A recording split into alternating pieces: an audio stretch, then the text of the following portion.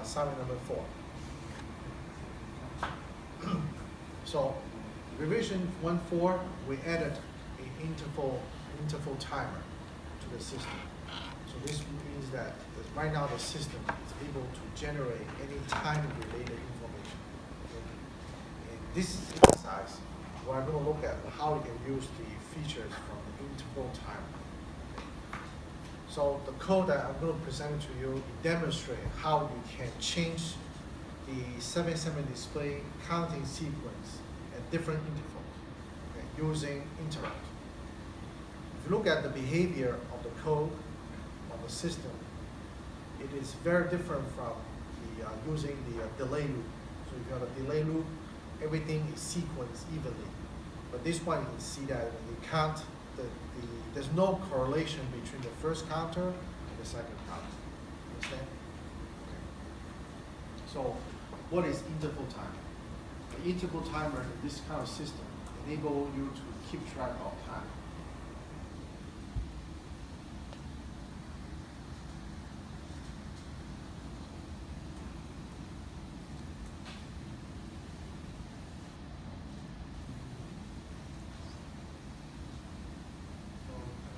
The one that we configure, you don't remember, no problem. We'll look at the screen again. You can generate interrupt at 1 millisecond interval, but not limited to 1 millisecond.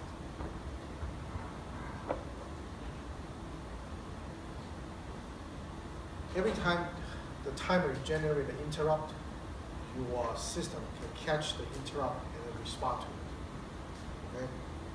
So your program is able to say, okay, there's an interrupt coming in. It means I know how many seconds has finished since my last interrupt. Okay? So if you respond to interrupt, you know how many seconds since the last interrupt. You do something, and then you can restart the interrupt.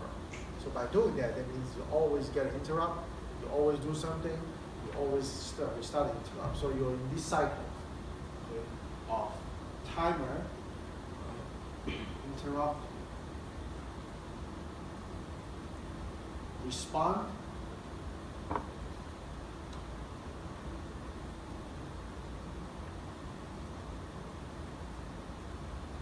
to interrupt, then restart, interrupt. So you're always in this cycle. Okay? So imagine the way you respond to interrupt is to increment your time, the counter from 0 to 1 to 2 to 3 to 4. That means you are going to have a timer that will go incrementing by itself. Okay? All right? So that's what the program is doing. Okay. To make the program more sophisticated, we set up 2 counters that is out of sync. Okay. When I say out of sync, meaning that the counter, the first counter and the second counter, if you look at how fast they count, there's no direct multiplication. For example, this counter counts for 1 second, that one counts for 2 seconds. That means every time this increment of 1, that will be 2. This 2, that will be 1. So there is a factor that you can correlate.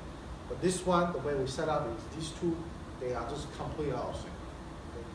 To make it out of sync is very easy. We define a ratio that is so bizarre.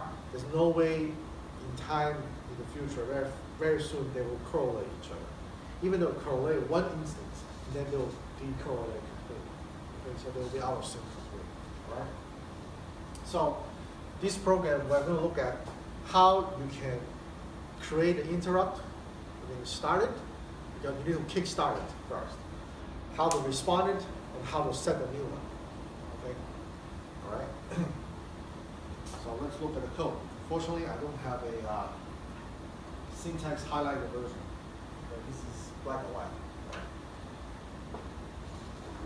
Bunch of libraries you need to use. We have been using this one. That's the STDIO, debug, scanf, printf. We're using this. Altera types, and then we're using this. Okay. Now, where do we use this? Or LED 7-second displays. That's correct. It's the LEDs and the 7-second displays. Okay. So this exercise, we do the same thing. So we're going to output to the 7-second displays. And these three are new. The timer register, and the ALT alarm. Okay. Now they don't call the timer as timer, they call it as alarm. Okay. So every time you initiate a timer interrupt, we call it alarm interrupt. Okay. Understand? All right. So these two functions that you create is the response that you are going to use to the interrupt. Okay? Now, usually you define one response per interrupt. There's nothing wrong to do the same response to two interrupts, but it's just very hard to catch what happened. Because how do you know you just get this interrupt, you get that interrupt? Understand? So we do one to one. One interrupt and one response. So I just call this ISR alarm 1, ISR alarm 2. Okay, so what is ISR?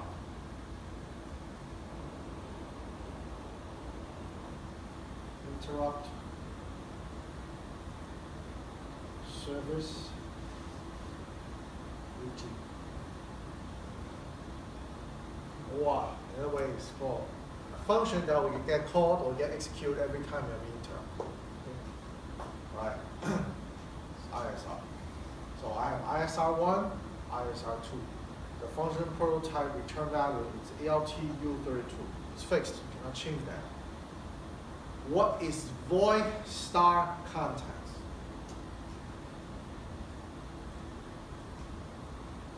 What is a void star?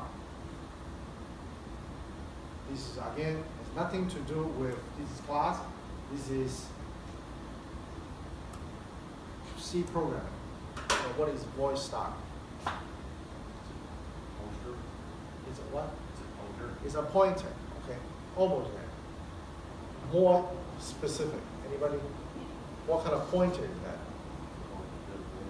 So what is a void? Empty. Okay, well, it's empty, you can define as a return type. But you think about pointer to empty, it doesn't make sense, right? Is it pointless return? No. What is a void pointer? Points to itself. No. Void pointer is pointer to anything. Pointer to anything. Okay. So what do you mean by pointer to anything? When you respond to an interrupt, you are going to execute a function. Okay. This void star or pointer to anything will get some variable in the system which you cannot tell what type of variable it is. Okay. Yes? So you're trying to get like almost a random number generator? No, it's not. It's when you generate interrupt, Yeah. your interrupt service routine can get a value from the system, not a global variable, a variable that's shared between the main and the interrupt service routine. It can be anything. Some people use a char, some people use an int, some people use a flow or double.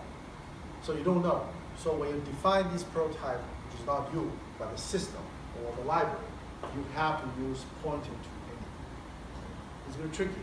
Pointer to anything that whatever you're trying to get can be anything. You don't know until you process it. Okay? Must be not the first one that you don't know this. Many people graduate from the program don't even know what void star is. Don't do that. All right. Two global variables. You have the U32 period 1 and period 2. So this one I use global because I'm going to use that in the main program as well as this interrupt service routine. Okay? We cannot define these as constant. The reason is you don't know its exact value. Okay? So you cannot define as constant, even though you want it to be constant because the interrupt is supposed to fire every so many seconds. Okay? And there's a reason behind this. So you define that, you initialize them to 0. Now 0 second interrupt doesn't mean anything. It's meaning that please don't give me interrupt because the moment you start interrupt, you finish already. Okay? So this is how you get a period. This is the line. Ticks per second. This one will return a value that will represent 1 second count. Exactly 1 second count. You say, can we just look it up a number? No. This value depends on the speed of the processor. So when you define your system at the speed, in our case 50 megahertz, this will automatically get the corresponding count value and save it into the U32 period 1. Okay? So we don't need to hard code in a value. We get it from the system. If tomorrow we decide to increase the speed of the system from 50 to 100, you're not going to do all the calculations. You just recompile this, reload it into the system, then you're all set. Okay? This value is saved internal to your system. And then it's per system basis. It could be 30, it could be 200, it could be whatever value you can. And what about the next line? Next line says I'm going to set the period to be this value times 7 over 11. So why did I use 7 over 11? Because these are prime numbers. When you do the ratio, it will take a lot of time to get to 1. So these two periods will be completely different to the other side. Of course, these two, when you do that, you're going to get some fractions. Everything will be rounded to an integer. Okay? You cannot do half, like 0.0355 microsecond interrupt. It doesn't exist. It has to be integer count. Okay? And then I define 2 alarms. First alarm, I put alarm 1 or counter 1, and this one is counter 2. We define 2 variables. So this is the variable which we're going to use when the interrupt service routine execute, and then they'll get this value. Okay? ALTU8 means 8-bit value. Okay? ALTU32 means 32-bit value. Okay? Of course, if you see ALTU16, it means what? 66. Very easy. That's how we define the types. Okay? Once you define the alarms or the timers, you stop them. Because they could be running. They could be running, right? Then you start them. This is the way to start them. First, you don't tell them the address of timer 1, the period you want to time out, the interrupt service routine you will execute, plus the address of the variable you want the interrupt service routine to get. Okay? You run this function. If it is less than 0, that means the timer didn't start.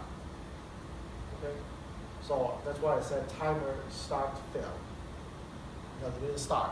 If one of the timer failed, that means something is wrong with the system, and then you cannot proceed. Okay? So you start the first one, you do the similar thing in the second one.